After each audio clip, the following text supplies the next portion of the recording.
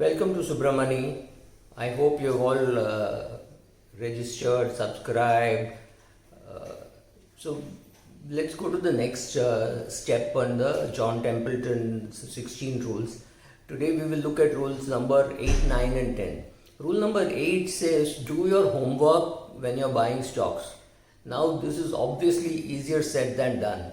Now when a fund manager buys, he has a lot of people to do the homework. Now the homework can sometimes be very boring. Sometimes it can be very simple. You go to Google and you find that this company has been prosecuted for some shady stuff and you don't want to even touch it. But sometimes it may be very boring. You may have to do some number crunching, etc. and see. Of course, today ROC, RONW, FCF are all available online without much effort. But you will still have to go through, and I have found that reading the notes on accounts is very important even with all the numbers available. For example, a very big real estate company was just getting the right of refusal for some properties of land and calling it purchase. So one has to be careful about such stuff, right? So you need to read the notes and all that. So it's not very easy for all of us to do our own homework, how much soever we may pretend that we can. Having said that, I have recently met 4 or 5 young people in their 20s and 30s who have been buying direct equity, and they feel that they are outperforming the fund managers and outperforming them by a mile. So the truth lies somewhere in between. Some people are willing to do the hard work and effort required to be buying good quality stocks. And in life you have to get just 5-6 multi-baggers and life is done. It's not, I may make it sound very simple. Now, suppose there is another problem while doing your homework. There is just so many theories. For example, Buffett says don't diversify, focus. And Peter Lynn says diversify. Buffett says you don't have, Buffett has a home bias, but Buffett has also invested in a company called Coca-Cola which has an international presence. So it's very difficult to understand what an expert is saying and to be able to use it and interpret it. For example, most literature available in equity investing is American. And most of these people have made money in the 60s, 70s, 80s and perhaps in the 90s time when the world accepted that Americans are allowed to come and exploit them for raw materials and supply them with finished products. Today that market doesn't exist. One move by China and everybody creates a noise. So it's not going to be so easy for China the way it was for US. Again, US thought they will have a 2-week battle in Vietnam. They lost 53,000 people. That's not 53,000 people were not lost in 2 weeks, right? So these things are very difficult for us to know. So in case you can't do your homework, which means for many of us, you are better off hiring the experts. Hiring the experts means going to a mutual fund, going to a unit-linked plan, going to a PMS, hiring professionals to do that, or deciding that I will take time off and do it. It is not impossible to do, but it requires an effort. When you say I will not put in the effort to spot what share to buy, I will just depend on somebody else, that is the problem, right? So if you have the time and willing to put in the effort, please do so by all means. If you are not willing to put in the efforts, you don't deserve to be in a direct equity portfolio. Even if you have inherited it, doesn't matter. If you are not going to look after it, you please hire experts who will do it for you. Let's come to rule number 9. Aggressively monitor your investments. I would have said aggressively and actively monitor your investments, right?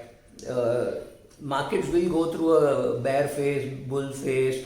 Sometimes when the share that you buy stays low for a long period of time, you have to know what to do. For example, I was lucky enough to get out of Reliance. Reliance had a bad 5-year, 6-year run. I don't remember the exact dates.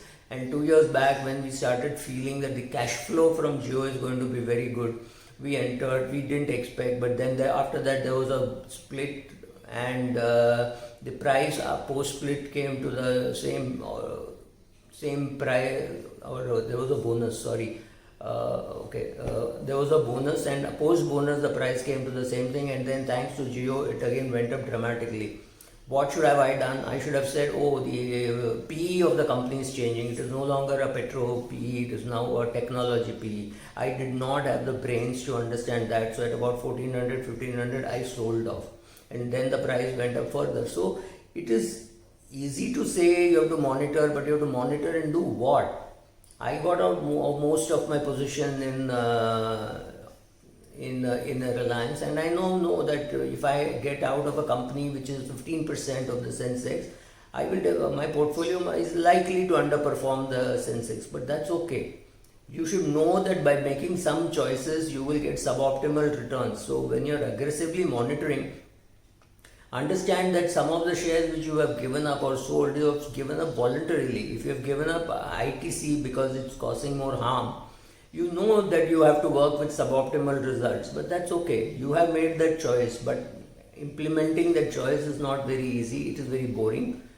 But well, aggressively monitoring means seeing what each company is doing, following on a quarterly basis what it is doing, what it is saying and what it is showing. So take last year's balance sheet and see what all they had promised, what they have delivered, right?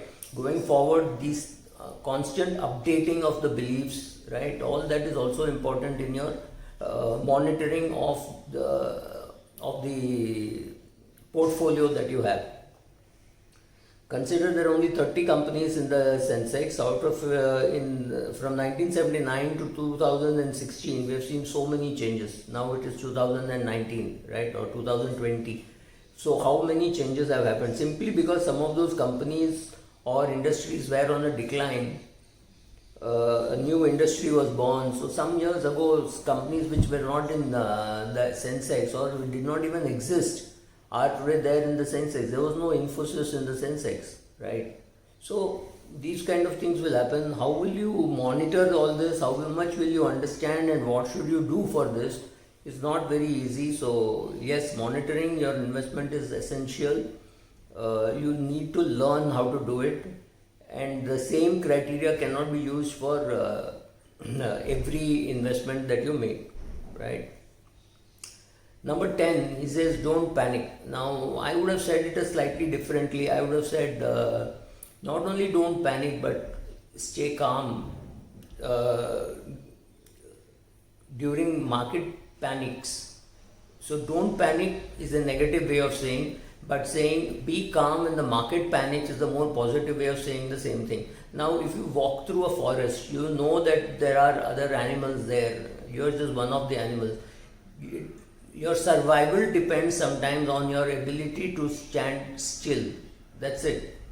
Let the other animals, the very few animals which will attack you, but as it could be a pack of dogs, it could be a pack of wolves, they are very unlikely to attack you when you are alone. When they are alone. So they will attack you in a group. It is your ability to stand still, absolutely still, that is going to test your patience. So when, like I said, when a bear comes and sniffs at your feet or a bull comes near you, you have to learn to remain calm. A bull will want you to buy more, a bear will want you to sell more. So you have to be careful about what you're doing, bull or a bear, right? So that's it.